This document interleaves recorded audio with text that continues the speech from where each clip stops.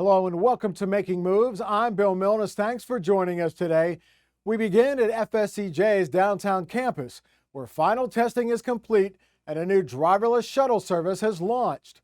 The Ollie 2.0 autonomous shuttle, courtesy of Orlando-based Beep and powered by UK-based AXA, went through a series of test runs before the final analysis was sent to federal safety officials for final approval. The Ollie was also one of several vehicles tested by JTA at its Armsdale Test and Learn Center. JTA partnering with FSCJ is nothing new. The college offered space at its Cecil Center campus on the west side for a JTA autonomous test track. JTA and FSCJ also partnered on a new autonomous technology curriculum to advance the study of this advancing technology. After winning federal approval, the shuttle pilot program officially launched late last month in a ceremony outside of FSCJ's Building C on the downtown campus. The ceremony announcing the launch of an autonomous shuttle on FSCJ's downtown campus began with officials from both the college and JTA arriving on one of the Ollie self-driving vehicles. FSCJ President Dr. John Avendano pronounced driverless shuttles on the campus this way. It is the future, and it is here. Avendano credits JTA's vision with making it happen. So many of the exciting new initiatives and enhancements are only possible thanks to the vision, the support, and the generosity of partners like JTA who walk alongside us in our mission to make higher education available and accessible for everybody within our community. For JTA CEO Nat Ford, it's a vision that starts with the students here at FSCJ, but will ultimately continue into the community to anyone with a need for flexible mobility. In this future, what I see is a Jacksonville where those with mobility needs will be able to regain their independence through the use of these vehicles. JTA Board Chair Debbie Buckland pointed out that these autonomous shuttles represent something beyond just another project rendering for which Jacksonville residents have become all too familiar. We see a lot of renderings here in Jacksonville. I know I get a little bit tired of seeing them, and when we have something that actually comes to fruition, we've had two recently. We had the fountain come to life, and now look at this. Look what we're doing here at Florida State College of Jacksonville. As the CEO of Beep, one of JTA's partners in its autonomous program, Joe Moy has a unique perspective on where this project, along with JTA's progress in the autonomous transit solutions realm, is viewed not just in the U.S., but around the world. As a company, we've had the opportunity to work globally on this important area of technology and innovation. As a native of Jacksonville, there's nothing that makes me more proud than seeing our city and the JTA and FSCJ on the world stage of innovation. This day was about the future, a future of a new generation of mobility for Northeast Florida, and a future of new educational opportunities in a new and expanding technology, where Jacksonville and FSCJ is at the epicenter. Our faculty, staff, and students now have access to autonomous technology program representatives, and they are regularly serving as presenters at national AV and EV conferences. The shuttles run weekdays between Building C and the administrative office, moving students and faculty back and forth. In other news, work is continuing on JTA's final Mobility Works project on San Pablo Road. The San Pablo project manager, Michael Clark, gave JTA CEO Nat Ford, Chief Infrastructure and Development Officer Greer Gillis, and other members of Ford's leadership team a tour of the construction site.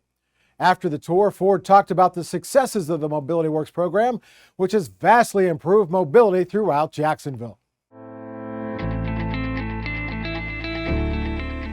Hello, this is Nat Ford, CEO of the Jacksonville Transportation Authority. I'm here on San Pablo Road between Beach Boulevard and Atlantic Boulevard. This is our final JTA Mobility Works 1.0 project. We're so proud of the work that has been done.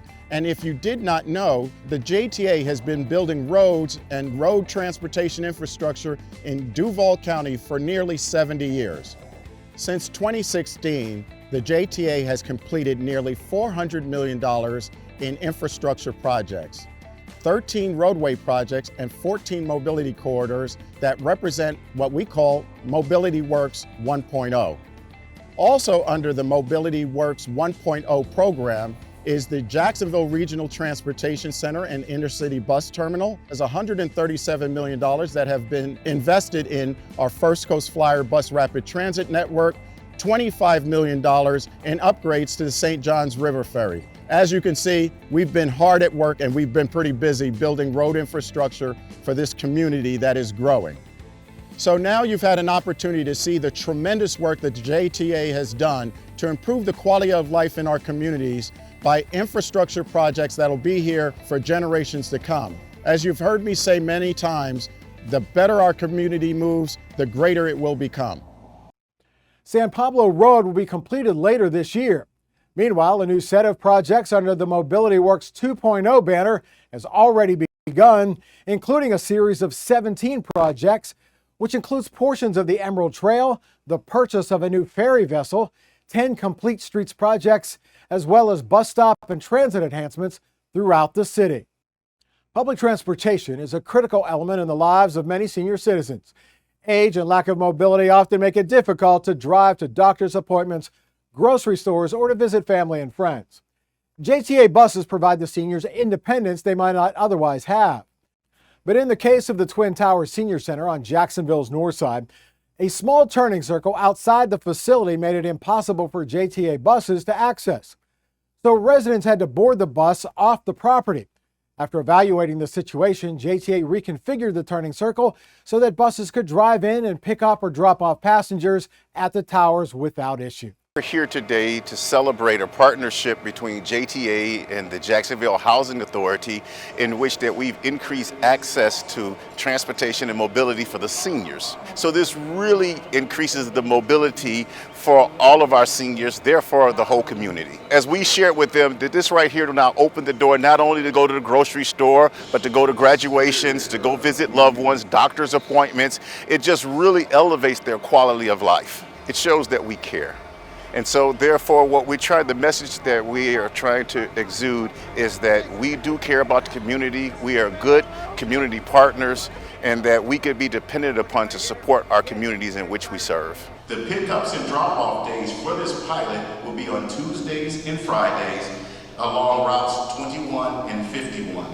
We are encouraging all of the Twin Tower residents to take full advantage of this service. I think JTA is very intentional about the work that they do for our community, and also the training that they provide to their staff to give them an opportunity to be visible in the community and address the needs that will continue to provide a quality of life for residents when transportation is an issue. I think this is an excellent opportunity from an economic standpoint as well, because it allows seniors to shop and live in their community. So I'm very excited about this opportunity and what it says about how JTA address the needs of the community. Still to come on Making Moves, it's time once again for the annual JTA Bus Rodeo competition, where bus operators and mechanics test their knowledge and skills for a chance to take on Florida's best at the state rodeo in April. Correspondent Eugene Lindsay gets behind the wheel to find out just how challenging maneuvering a 40-foot bus through an obstacle course really is. Then anyone who says kids today aren't interested in science and technology are in for a rude awakening. We check out 2 local science fairs that attracted thousands of students to see JTA's Autonomous Shuttle and lots of other interesting exhibits. We need to be in the forefront of understanding and developing those technologies that keep America in the forefront. And JTA helps out a local school with an important donation. Find out more when Making Moves continues. Welcome back to Making Moves. When JTA completes a road project, often there are small parcels of land left over. Sometimes developers buy the land for a project of their own, but occasionally that land can be donated to a nonprofit for a good cause. Such is the case with this parcel in Regency. JTA no longer had use for the property, and the North Florida School of Special Education needed additional parking at its nearby campus. So JTA donated the land to the school. Late last month, the authority made it official when they transferred the deed for the parcel. And I saw a part of Jacksonville that I had not seen before. JTA represents for our families here and our students transportation in a way that they never thought possible. And when I saw the different people that come through your doors and who attend your board meetings with all of their dreams and complaints and everything that you all as staff and board members have to deal with, I saw a lot of love and compassion in the way that you treated all of the people here in Jacksonville. And so for us here at the North Florida School, obtaining this property and the partnership that we have with you all means the world to us. It's going to give us an opportunity to have additional volunteers and family members feel a little safer when we are down at the property where the bakery is. And so I just want to thank you for allowing us to partner with you. Thank you for continuing to partner in this community and bringing so many good things to Jacksonville. We couldn't, as the JTA, do what you just described if we didn't have a board of directors and a staff that cares about people. And we care about people. It's not about the number of buses in our fleet.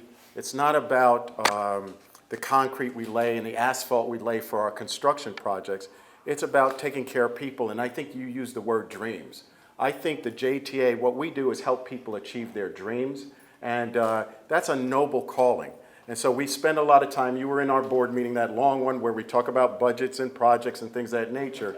Yeah, that helps us with our mission. And it's just so exciting to be able to be here and do something that in our minds seems to be a small step, but for you it's major in terms of expanding your campus, making sure that there's parking facilities for all of the volunteers and the individuals who attend this, participate and come to this facility. The school plans to use the land for parking at its bakery business that helps fund the school programs. The annual JTA Bus Rodeo is a huge event with 24 bus operators and mechanics competing for the right to represent Jacksonville and the JTA at the Florida Triple Crown Bus Rodeo Championships. JTA has one of the most prolific drivers of all time in Ramon Farfan, whose accolades include 11 local, 5 state, and 1 international bus rodeo title. But we wanted to know how difficult it would be to successfully drive the rodeo course without any bus driving experience. So we sent Making Moves senior correspondent Eugene Lindsay to JTA's Myrtle Avenue Operations Campus to give it a try. Eugene joins us now from the Myrtle Avenue course. Eugene, you just took a test ride with Ramon to get a feel for the course. Are you ready to give it a try? Yeah, I tell you what, I'm glad I had a chance to get on first and just for a little test drive with Ramon there. He makes it look so easy, but I'm ready to give it a try. We'll see what the outcome will be, but look, I'm stoked about doing this. There are 10 obstacles on the course. Which one concerns you the most? Well, I tell you what, when I was on board going through the test run with Ramon as we got ready to do the right-hand reverse and the left-hand reverse, those are the two challenges that I'm most fearful of right now. I've never had an opportunity to back up a vehicle this size, so I think those will give me the real biggest challenge that I will face along this course, Bill. What should I be looking out for in my mirrors, rearview mirrors, to know when's the best time to make those turns, those left and right turns? And if you're going to learn the finer points of driving a 40-foot passenger bus, there's no better person than JTA's legendary driver, Ramon Farfan. Farfan is the winningest driver in JTA Bus Rodeo history. Now, Eugene will need a quick lesson in everything from shifting gears, using the mirrors to judge positioning for turns, to what's the best steering wheel position. Okay, and then I can bring the wheel toward me a bit. So now it's time to see what he can do on the actual obstacle course. We're going to be coming up on a right turn here soon, yes. So what point should I start to engage that blinker on the right? You can turn now. You can put the blinker on now. And swing out a little bit to the right, and then that way you get yourself. Give yourself some turning rhythm. Yes, give yourself some space to turn, and you know you're far away from everything. During the rodeo, the contestants must successfully manage 10 different obstacles and do it within the designated time limit. But as a first-time bus driver, Eugene will likely take his time with each maneuver, like this passenger stop. Now you get yourself close to the passenger stop without touching it. You see the bottom mirror? Okay. It's not bad. Yeah, I can get It's closer. not bad for your first time driving. I can get closer though. Yeah. This is the section Eugene had concern, backing up the bus. Let's see how he does. Hit reverse. Okay. I tell you what, man, I tell you.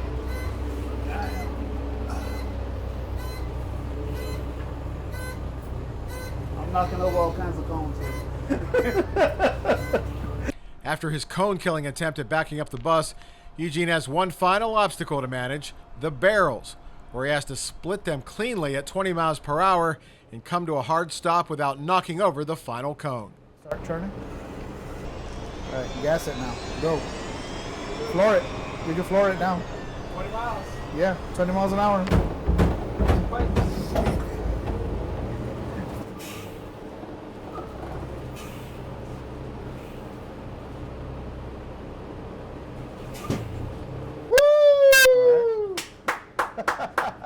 Hey man, that's not so bad. I mean, it wasn't great, but it wasn't like horrible. I didn't hit all the cones. You did good. You did good. I spared a few. So Ramon, how did our guy do? He did pretty good to be his first time on the bus and actually driving a bus. He did pretty good. Eugene, what was the most difficult part of the course? I tell you what, first of all, just mounting behind the steering wheel was very different, unlike anything I've ever felt as far as getting behind the vehicle there. The most challenging part for me was trying to get that whole serpentine. That's the obstacle right out of the gate. And the maneuvers are so quick. When he told me to just, to make the turn, I didn't realize just how quickly you had to maneuver the wheel just to get it to go in the direction you wanted to go. It was amazing. What did this teach you about JTA bus operators? Oh man, I have a whole newfound respect for the JTA bus operators. Being behind the wheel of one of these animals right here, man, these guys and these ladies, they have to really know what they're doing. It's not an easy job. It's something that you have to really be focused on, paying attention to the entire time that you're out there. Because when you're behind a vehicle this size and you're driving it, it's something that you really have to pay a lot of attention to. So I have the utmost respect for what they do every day. Anyone who believes that kids today aren't interested in science and math and other related subjects, well, perhaps you haven't been paying attention. The authority regularly works with Duval County Public Schools, putting on AV roadshows based around its autonomous shuttle advancements. And it also sponsors events at the River City Science Academy. Now, recently, JTA's Automation and Innovation team introduced its autonomous technology to over 6,500 students and parents at 2 science fairs. We start at UNF with the Duval County Public Schools event. Here's Making Moves correspondent Vicky Gutierrez. In an event of 500 students and 43 different schools, leaders say they were after one important outcome. The main goal is that students are excited about science. We want them to enjoy it every day. We want them to become STEM professionals. And for JTA, there was no better way to get students excited about science than to share the secrets to innovation taking place in their own backyard.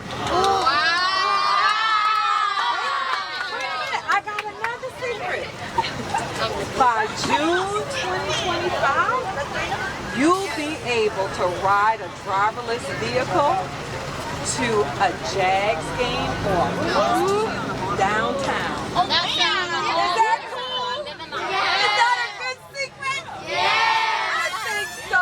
This is the Duval County Public Schools annual elementary science fair. Students were invited to submit individual, group, or class projects.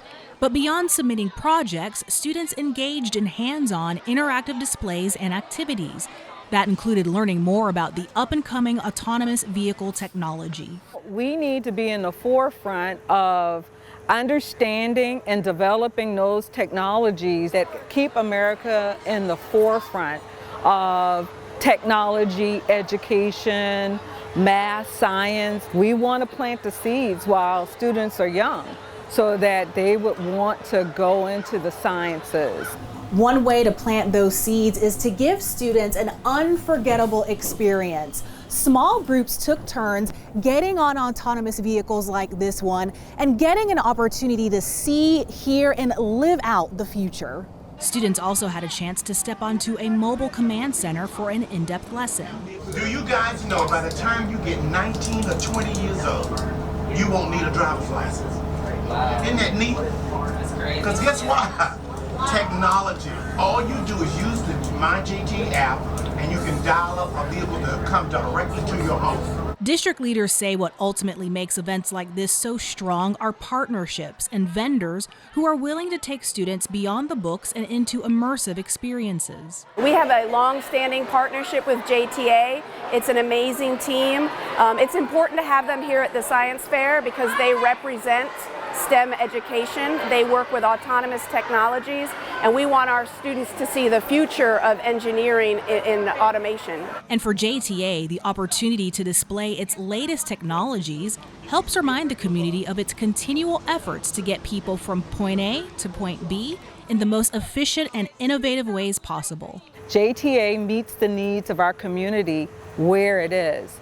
Bringing driverless technology here opens up transportation for everyone. It's the equalizer, and it's important that we be in the cutting edge, the leading edge of bringing new technology that makes transportation an innovative approach in Jacksonville. And it certainly doesn't hurt that as students are learning about new technologies, they're also having fun. It's amazing to see the excitement and engagement on the students' faces and on the parents' faces who are here volunteering with their classes. Students, they love to see new things and be excited, and because they have these hands-on experiences, this really makes it a fun event for them to participate in. It is common for JTA to bring their autonomous vehicles to educational events, including a recent one at River City Science Academy. Making Moves producer Carlos Bouvier was there and captured all of the excitement. Go! This is the 11th annual STEM and Health Expo. We're here at our Innovation Campus, one of 6 RCSA River City Science Academy campuses here in Jacksonville, Florida. It is something that we just wanted to be able to bring out here to the public, just to kind of show them what River City Science Academy is like, what STEM education is like.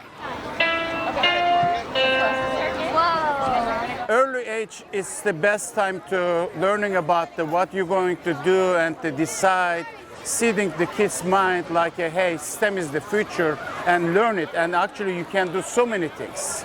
And the learning about the STEM education is give you the better logic and the thinking ability. Our bedrocks of education are STEM, science, technology, engineering, and mathematics. And we are here as an annual event to have student science shows, demonstrations. We have vendors and sponsors. Lots of our community friends have come out to support us, show their support for STEM. We also have health professionals. All right, jumping jacks. All right, do you know how to do jumping jacks? All right, 1, 2, 3. Exciting the people seeing here, like having a fun, and to seeing all the vendors and the student activities, like visiting with the other people and learning about so many things. It's a great feeling, and last year more than 5,000 people show up, and this year I think we expecting more than 6,000 people, and this is open to public, free, fun activities, because it's not just like giving the demonstration, and we want the families to come here and to enjoy. The careers of STEM are the future. They are our pilots. There are engineers. They're the ones that are going to be handling our retirement. They are the ones that are going to be engineering our future. So we use those practices to make a career pathway for them, starting when they're young.